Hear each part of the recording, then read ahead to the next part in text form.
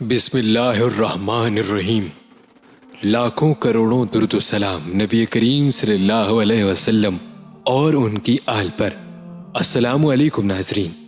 اللہ تعالیٰ کی 5 نعمتیں جنہیں اللہ تعالیٰ نے 5 چیزوں میں رکھ دیا ہے، لیکن انسان انہیں کہیں اور تلاش کرتا ہے۔ آئیے ان باتوں کی تفصیل جانتے ہیں۔ ارشاد ربانی: میں نے اپنی رضا کو مخالفت نفس میں رکھ دیا ہے، لوگ اسے مواقفت نفس میں تلاش کرتے ہیں، بھلا وہ کیسے پائیں گے؟ میں نے آرام کو جنت میں رکھ دیا ہے، لوگ اسے دنیا میں تلاش کرتے ہیں، بھلا وہ کیسے پائیں گے؟